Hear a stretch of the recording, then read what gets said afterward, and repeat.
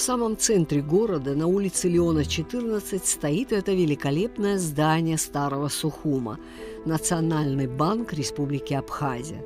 В 1921 году, после установления советской власти в Абхазии, когда закрылись почти все дореволюционные банки, в здании бывшего Сухумского отделения Госбанка Российской империи разместился Национальный банк СССР Абхазии. В связи с расширением функций Национального банка назрела острая необходимость в строительстве нового здания. В 1935 году Минфином АССР Абхазии на углу улиц Октябрьской революции, ныне Леона, и 4 марта, ныне Лакоба, было выстроено новое здание Национального банка, в котором он функционирует и по сей день. Здание выстроено в архитектурном стиле модернизм, точнее его ответвлений – конструктивизм.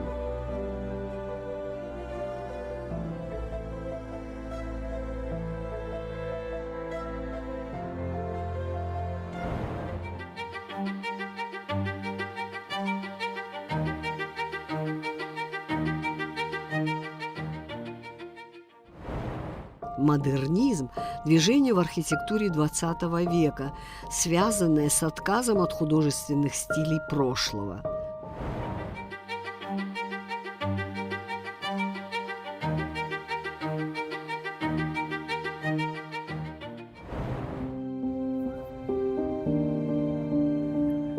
Каждый житель Абхазии знает, что Нацбанк выстроен в стиле конструктивизма.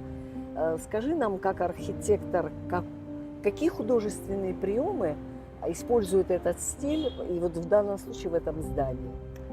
Ну, я бы его не назвала конструктивизмом прям в чистом виде, потому что конструктивизм подразумевает открытую конструкцию.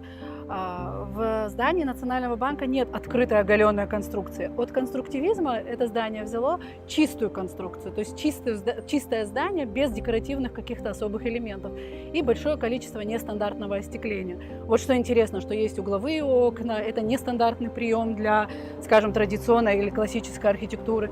Допустим, вертикальные, большие проемы вертикальных стеклянных, да, витражей. Вообще, в принципе, такая вытянутая архитектура кверху.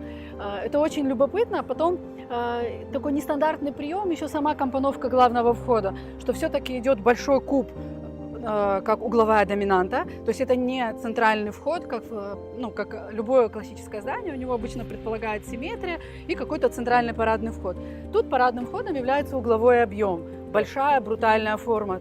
То есть тут какие-то, я наблюдаю еще черты брутализма определенного. И плюс даже какие-то черты модерна. Вот даже вот, да, есть они. То есть они для нас характерны. И я подозреваю, что какие-то приемы для того, чтобы адаптировать в город, были все-таки применены, чтобы пропорция казалась нам знакомой. Вот эти вытянутые такие проемы, да, вытянутые формы, они как раз таки кочевые из-за модерна скорее. Вот, потому что для конструктивизма характерны большие площади остекления, открытые на улицу. Здесь мы таких прям больших площадей не наблюдаем, вот. Но они все равно не стандартные, они все равно высокие. Еще что интересно, что мне всегда казалось каким-то незавершенным вот сама входная группа. Потом, когда я обратилась уже к каким-то историческим фотографиям, впоследствии, когда работала с Национальным банком, я поняла, я не знала этого раньше, что, во-первых, объем был ниже, то есть передняя галерея, передний объем он был на этаж ниже, и входная группа еще была обрамлена в таком, как входной бетонный козырек, то есть он был выделен. И этого явно сейчас не хватает, вот такой доминирующей части на входной группе. Я бы ее, возможно, вернула как-то. Даже вот, так? Да. Вот для меня было, например, новостью, я почему-то была уверена, что это здание выстроено из панели, оказывается, оно кирпичное. Оно кирпичное, деревянное перекрытие, да, кирпичные, толстые, большие кирпичные стены. Это хороший теплый прием для юга. Ну и в 35-е годы тоже, где панели были, скорее всего, были кирпичи. Ну, у нас несколько кирпичных заводов было, и у нас даже в панельном строительстве часто перемешано с кирпичным. Вот, потому что оно для нас на самом деле гораздо более приемлемо из-за своей пористости. И для такой влажной климатической истории это гораздо более надежная конструкция. Кама, вот еще один такой вопрос. Насколько функциональны плоские крыши? Вот в данном случае в Нацбанке плоская крыша. Вот с точки зрения архитектуры это вообще функционально? Это, конечно, функционально, ты получаешь дополнительную площадь. Это у нас, я не знаю, в какой период мы потеряли элемент наслаждения прекрасными погодными условиями. Мы перестали выходить на террасы и стали как-то остеклять террасы. Там, наверное, это поздний советский период, как-то люди боролись за квадратуру. В целом это же прекрасно, когда у тебя есть возможность инсолировать там, да, пространство, у тебя есть возможность зону отдыха обустроить на крыше с прекрасным видом на город. Часто на крыше обустраиваются какие-то технические моменты, там, обслуживания здания. Сейчас в современном мире это все, допустим, питание для... Все механизмы для обеспечения вентиляции и кондиционирования, мы их выносим на кровлю, как раз на плоскую кровлю, тогда их обслуживать очень удобно. То есть ты не с чердачным пространством связан, а абсолютно обслуживаемая легкая поверхность. Единственное, конечно, при нашем уровне дождливости, да, влаги, это достаточно дорогое мероприятие, потому что очень сыро, и все эти кровли нужно правильным способом делать, иначе это как такая губка, влажная губка получается, и очень сильно потом могут протекать эти кровли, они такие хрупкие получаются. Ну вот на Ближнем Востоке, например, очень все в основном здания построены так, чтобы вот верхние крыши, вот в принципе, ты у них немножко концепция другая. У арабов, например, есть такая манера, когда отец строит, например, одному сыну здание и оставляет крышу плоской для того, чтобы, если родится еще один сын, еще один этаж пристроить. Да. И то есть это такая бесконечная какая-то возможность пристраивать этаж детям. Тут концепция немножко у нас другая. Плюс у нас понятно, что не так, как на Ближнем Востоке, да, у нас гораздо влажнее, и у нас уровень дождливости иногда запредельный. Запредельный. Да. Хорошо. Вот скажи мне, пожалуйста, все-таки вот это здание, несмотря на то, что оно выстроено в таком редком для Сухуми стиле, мне кажется, оно очень органично вписалось в этот раствор этой улицы. Конечно, потому что на самом деле для таких южных регионов самый важный инструмент архитектуры – это тень. Это не очень явно сейчас для обычного обывателя, да, что это как архитектурный прием можно использовать. Но свет и тень – это самый лучший наш инструмент. И вот здание в таком виде, когда оно не перегружено деталями, а работает только светом и тенью, становится очень эстетичным, потому что тени и солнце у нас постоянно. У нас там огромное количество солнечных дней, и здание само по себе становится красивым без украшательств, понимаете? Просто за счет того, что у него есть глубина, у него есть вертикали, у него есть вот эта возможность игры света и тени. Вот сейчас я скажу, наверное, новость, но мой оператор, который сейчас снимает, что здесь интересного? Здесь же ничего интересного нет.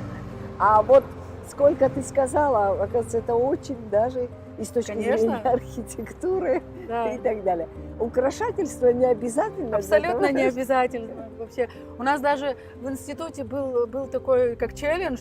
Нам надо было доказать преподавателю по колористике, что архитектуре не нужен цвет. И тому, кто сможет доказать, ставился экзамен автоматом. Ну и вот и мои коллеги, тогда одногруппники, доказали это как раз тем, что архитектура может быть абсолютно белой, и просто за счет того, что есть глубина, есть свет и тень, она уже красивая, она уже работает. И, в общем-то, мне кажется, сейчас современная архитектура опять к этому пришла. То есть мы все время идем по пути усложнения, упрощения, просто через разные приемы. Понятно. Кам, ну раз мы говорим о конструктивизме и о цвете, все-таки надо указать, что для конструктивизма были характерны пастельные тона. Нет, 3 цвета. Белый, черный, серый. Черный как черный серый. Тоже? В деталях, да, но в основном белый, серый и красный иногда. Это же стиль в архитектуре, который пришел из авангарда, из живописи. То есть это когда играть через простые формы, через простые открытые локальные цвета. Вот, соответственно, даже то здание, тот цвет, в котором сейчас здание, это не совсем характерно для конструктивизма. Гораздо более характерно для него было бы чисто снежно-белый. Вот так. И какая-то, допустим, как деталь, какая-то красная деталь.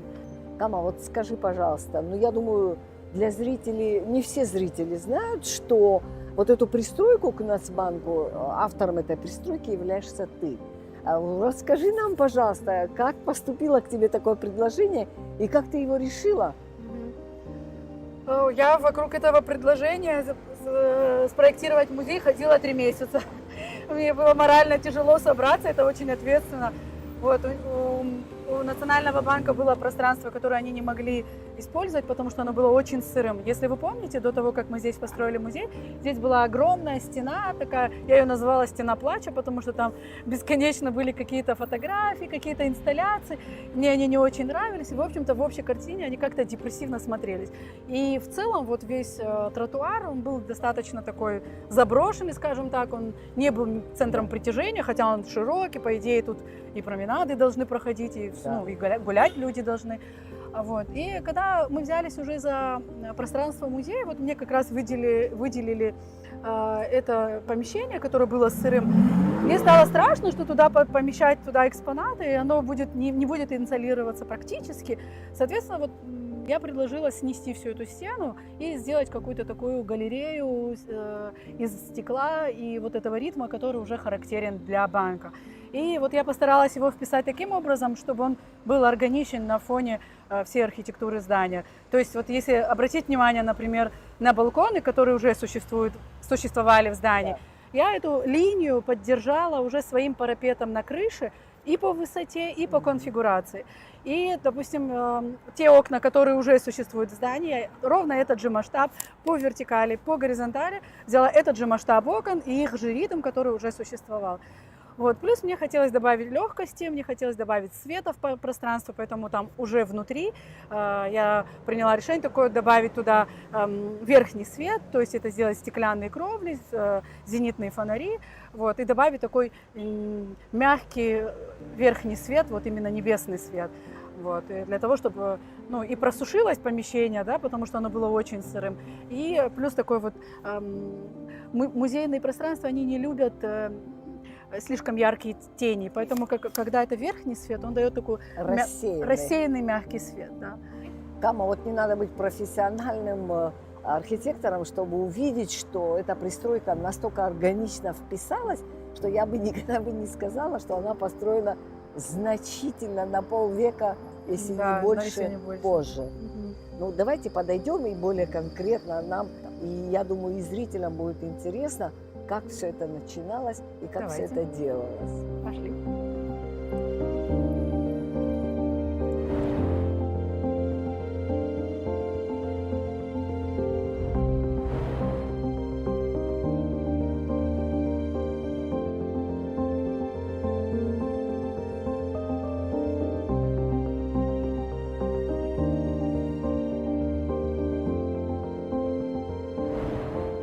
Кама, ну пандус здесь очень такой, какой надо. Да, это отдельная моя гордость, потому что он был предусмотрен мною не сразу. Да, изначально мы не понимали, насколько у нас с уровнями получится поработать, потому что были определенные конструктивные сложности. Старая часть была завалена, там была корневая система старого дерева, срубленного. И мы думали, что у нас получится с тротуара сделать вход в музей, а внутри уже сделать лесенку. И, возможно, пандус, возможно, нет. Не было понятно, как это технически сделать, потому что там пространства очень мало. Вот. В работе, когда мы стали общаться с инвосодействием, мне стало понятно, что это будет технически очень сложно им показать даже в музее, вот ребятам, всем, которые сталкиваются с определенными сложностями. Мне стало, правда, стыдно. И вот мы решили коллегиально предусмотреть все-таки нормальный, правильный пандус с правильным углом. Мы его протестировали, мы его по ширине и по углу подъема протестировали. Вот. Но мне его хотелось аккуратно вписать в архитектуру, чтобы он не был таким, знаете, сам по себе живет. И вот какая-то такая кишка, которая прицеплена к зданию. Поэтому я придумала такое решение входа, когда вот вытекает из асфальта и как бы и ступеньки тоже втекают обратно в асфальт. Вот. У меня не было задачи, на самом деле, именно в этой части сделать а-ля историзм такой, сделать максимально, как это было бы. Вот. Я не имитировала. Тут я делала намеренно современная входная группа, просто органично вписанная в то, что уже но оно не существует. диссонирует. Ну, Абсолютно. Так это должно быть, когда современное интегрируется в старое. Да. А вот вход наш. Вход, да. Вот мне важно было как-то... Тут такая интересная задача была, что понятно, что музей должен быть видным, его должно быть заметно, входная группа должна быть выделена, но сложно было ее сделать какой-то выявленной и не перещеголять, скажем так, главный вход в банк. Вот. И тут у меня такие были очень большие сомнения, как бы это сделать, как бы это сделать. Как раз на этом моменте я нашла то историческое фото, на котором было явно видно, что очень похожее решение было исторически и на входной группе. Соответственно, его надо будет вернуть, и тогда вот полный ансамбль, какими его я вижу, будет работать. Вот. Ну и, конечно, тут хотелось вот эту прозрачность, то есть стеклянные двери, которые приглашают в пространство музея, не показывая еще экспозицию, то есть там что-то интересное, но непонятно что. Что-то мелькает. Что-то мелькает, что-то про красивое, что-то про непонятное, но вот притянуть зрителя, как место такого притяжения, туда его хотелось притянуть. Плюс отдельная у нас деталь – это логотип. Это логотип, который родился из первой монетки, из колхидки, которая была найдена на территории Абхазии. Мы много-много вариантов пересмотрели с моей командой и вот остановились на колхидке. Да. В итоге это оказалось… мы просто вернулись к первому. Да. Профиль колхидца. Да, женщины. И еще момент, который хотела подчеркнуть, это вот кустики. Да. Я люблю вообще, когда зелень каким-то образом интегрирована во входную группу. Да, она как-то притягивает, она немножко облегчает визуально, плюс у нас ее много, за ней ухаживать не так, чтобы сложно. Она, в общем-то, растет. И мне хотелось вот это сочетание бордово-красного с серым и с белым. Это как раз то, что характерно для конструктивизма. Вот, да. И как бы такой не совсем очевидный прием, но здесь я решила так и с ним поиграть. Ну, Кама, во-первых, наш город не только великолепен своими строениями. Мне кажется, один из главных козырей – это растительность. Это растение, да. Конечно. Это растение. Но тут есть определенные сложности, что именно этот участок, он очень жестко инсолируется. Например, одна идея, которая у меня не получилась, это внутри ввести большое количество растений. У меня была задумка, мы увидим это внутри, да, такой каменной стены, которая вся, вокруг которой бы росло очень большое количество бамбука. Мы его высадили, он безумно красиво смотрелся, но он не выжил, потому что ему слишком много было верхнего света, он сгорел весь, и тут это как бы не получилась эта идея, и, к сожалению, не везде получается вот наша климатическая такая особенность, да, не везде выдерживает растения. То есть бамбук любит сырость, он любит тень, ему не подходит такая прям агрессивная солнечная среда.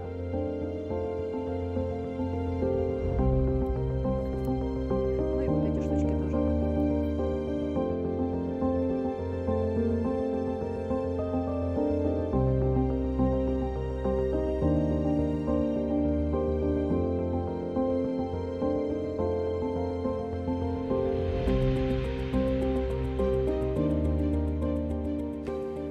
Мы заходим и попадаем сразу в такое изумительное пространство. И как оно складывалось? Это такое welcome зона, так называемая, да, мы ее планировали, мы ее собрали, во-первых, из дворика. Это был внутренний дворик, заброшенный, никому не нужный, сырой. Вот конкретно здесь росло дерево, да, корень которого мы тут героически убирали. И мы хотели такую распределительную зону, вот куда зритель попадает и откуда уже начинается повествование по музею, но еще не понимает вообще, что его там ждет впереди. Плюс там, все время банк выпускает новые монеты, да, новые абсары, и презентации этих монет мы тоже планировали проводить здесь. То есть это такое красивое, светлое пространство, в котором могут проводиться разные мероприятия, выставки, там, сбор туристов, в общем, такое многофункциональное. И тут интересно несколько моментов. Вот я планировала человека провести через водопадную такую стену, да, через поток воды, потом через зелень, бамбуки, которые у меня не получились, мы заменили на плющ. Плюс мне хотелось все-таки вот это сохранить ощущение объема и света. Но так как смотреть особо тут некуда было, то есть та стена – это здание соседнего строения, вот, и только вот входная группа, ну и верхний свет. Мне тут в помощь пришел вот идея с верхним светом, то есть такое красивое, мягкое ощущение пространства. И плюс оно дает ощущение бесконечности, вот это, что небо. Да, небо вот. наверху. Идея была такая, что вот сама порода мрамора, я ее подбирала таким образом, чтобы в ней присутствовали золотые какие-то вот оранжевые прожилки. Но такого рода мрамор обычно очень хрупкий. Он чаще всего используется для стен, не для пола. Вот. И вот тут в каком-то смысле мы рискнули, что положили его на пол, плюс он еще в транспортировке у нас сломался весь. Какой ужас. Да, это у нас была такая трагедия, и 200 квадратов красивейшего камня просто разбился в щепки, просто потому что корабль попал в непогоду. Но мы вышли из ситуации, у нас прекрасные каменщики, которые на все мои мольбы спасти камень отозвались, вот, и мы собрали такое мозаичное полотно из всех кусков, которые у нас остались, все сохранились, вот, Да. обтесали их до прямой формы и вот собрали из нее такое вот единое полотно, вот, и даже непонятно, где начало, где конец какого-то куска. Вот. То есть, если бы я так изначально задумывалась, у меня бы так вряд ли получилось. Это Да вот такая импровизация. Если бы ты не сказала, что все это было поломано, то я бы сказала, что это такой великолепный хаос, Да. но очень гармоничный. Да, ну это тоже вот из современных приемов, которые вроде из традиционных материалов, но современными, языком современным. Тут, в общем-то, у меня все время такая задача пограниченная стояла, то есть мне хотелось объединить стилистически с самим, даже интерьер, с самим интерьером Нацбанка, но современными приемами, современным светом, вертикалями, какой-то неочевидной геометрией такой вот, ну, не совсем традиционной. Вот. Изначально у меня сама стена водопада тоже задумывалась такая ломаная, более такая сложная форма, но когда у нас вышла такая история с полом, я решила успокоить уже стену и приняла на ходу, тоже было принято решение сделать такое вертикальное, ну, почти правильное членение камней на стене. Вот. И каменщик мне позвонил и застал меня врасплох. Не знаю, насколько эта история может быть интересна. Вот. И говорит: мне вот прямо сейчас нужно понимать, как резать камень. Я вот у станка стою, скажи мне прямо сейчас, как его резать. Я говорю: вы понимаете, я не у компьютера, я сижу, кушаю, обедаю у мамы. Вот. Он говорит: не могу, вообще потом ты меня не поймаешь потом. Я взяла лист бумаги, в клетку расчертила, быстро-быстро прикинула, какие размеры камней у нас могут получиться. Присылаю ему на WhatsApp, говорю: так сможем? Он говорит: да, сможем. У нас чуть-чуть, говорю, черного осталось. Он говорит: осталось. Сможем его туда интегрировать? Сможем. Все. И вот так у нас идея собралась. Вот буквально вот просто на листке бумаги. Это была импровизация, но она была изумительна. Да, ну то есть базисные идеи, они были, они сохранились, просто манера их исполнения. Тут мы уже адаптировались под то, что с какими сложностями мы столкнулись в реализации. Да. Вот. И второй момент такой для меня болезненный был, это вместе с этим камнем у меня разбился еще оникс. Идея была такая: вот эту золотую руду с пола сделать вот это перетекание уже на стену. И вот оникс, он дает эту возможность, он подсвечивается, это прозрачный материал. Пойдемте Можем показать, туда. Да. И он тоже вот разбился до таких осколков, но благо у нас ребята очень талантливые и рукастые, и мою идею они восприняли на ура, что мы можем ее собрать обратно в такое же полотно. Мы его даже чуть расширили, других пропорций сделали, раскидали эти камни, сделали подсветку, и вот получилась такая вот золотая какая-то нуга. Кама, а почему оникс? Вот это природный камень. Почему ты выбрала его? Ну, мне везде хотелось таких вот неочевидных ассоциаций с золотом, с деньгами, с богатством, да, но через какие-то, да, потому что это же все-таки музей, связанный с деньгами, и мне хотелось вот какими-то такими, ну, вот неочевидными намеками, да, потому что даже какие-то вот отдельные светильники, которые мы использовали, они тоже в латуни, например, да, они не прям явно золотые, но они в латуни. То есть какие-то вот такие тонкие перекликания материалов, плюс порода дерева, плюс мрамор, вот это вот такая породистая какая-то история с материалами, она как бы, ну, на мой взгляд, созвучна с идеей самого музея именно денег, о деньгах, скажем так, да, о денежном обращении.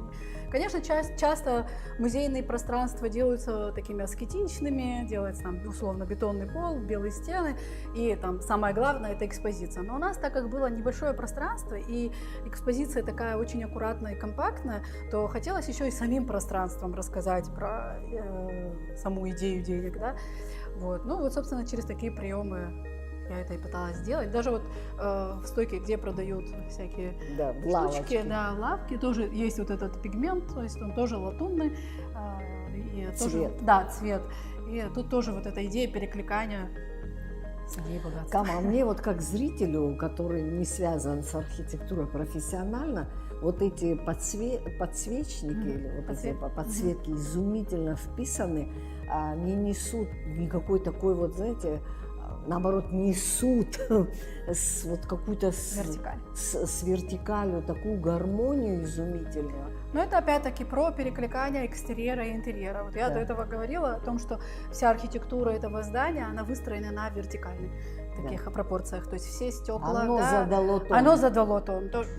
То, про что я говорила, когда я выстраивала всю фасадную сторону, Да. то есть вот этот ритм стеклянных поверхностей, они мне задали уже вот это ощущение ритма. И я уже просто его поддержала и внутренним светом, то есть мне хотелось этот ритм сохранить и искусственным светом, там, экспозицией какой-то. И вот просто поэтому приятно ходить, когда есть какая-то вот это, какое-то ощущение анфилады верхнего света, и вот ты идешь среди ритма. То есть вот какое-то вот ты погружаешься во что-то через какое-то такое важное пространство. Кама, и вот такой сейчас банальный вопрос. Скажи, каково это чувствовать, что ты вписал в этот город свой маленький штришок? Эго ликует. Ликует.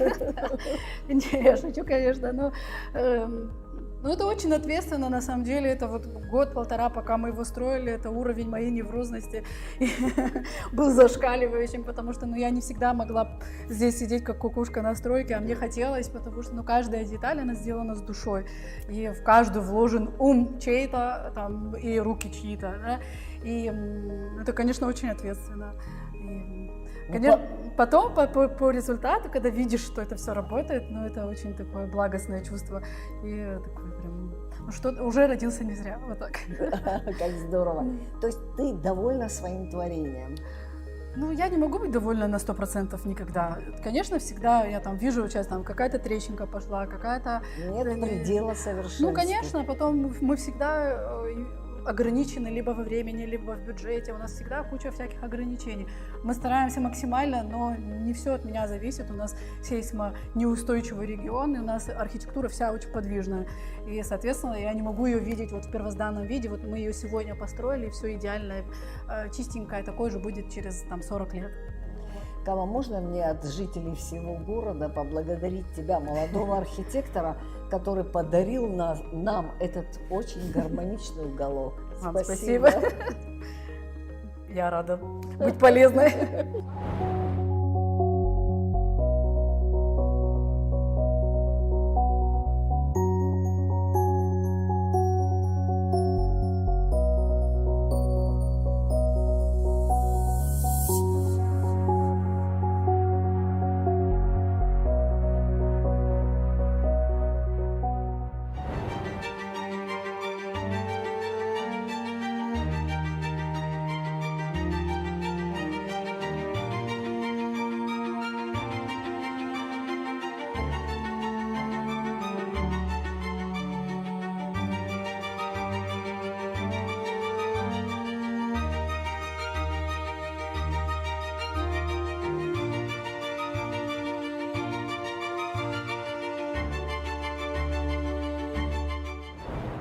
В 1928 году участок земли, принадлежавший вдове князя Иналыпа Анне Ивановне Шуваловой на углу Театральной, ныне улица Пушкина, и Борятинской, ныне улица Гулия, приобрел доктор Езекиль Лазаревич Фишков. В 1929 году на своем участке доктор Фишков построил двухэтажный жилой дом.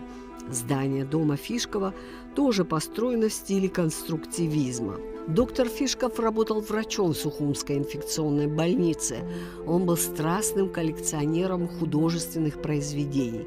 Свой дом и коллекцию картин художников Абхазии он завещал будущей картинной галерее.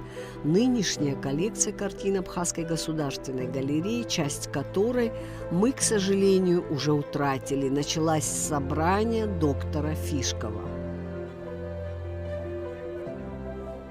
Ну, мы, наверное, не случайно подошли к дому Фишкова. Наверное, это самый лучший образчик конструктивизма в Сухуми. Кава, как ты думаешь? Ну, он такой, да, самый, скажем, явный такой, более сохранившийся, менее подвергавшийся каким-то изменениям. Тут более ярко выраженная конструкция, то есть это вот то, про что я говорила ранее, когда конструктивная особенность здания выявлена. То есть тут видно, вот у него колонны, вот у него входная группа, вот балка лежит, конкретно это здание держит.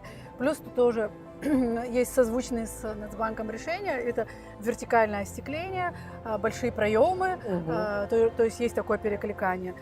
И оно вот с этой точки зрения очень интересно. То есть оно все выстроено из объемов, из кубиков, и это прям читается.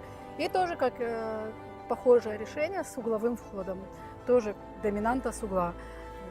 Так же, как в Нацбанке. Если мы сейчас с тобой вспомним, что от вокзала с левой стороны какой-то выстроена какая-то кубическая конструкция, если ты сейчас вспомнишь. Новая? Или... Да, новая.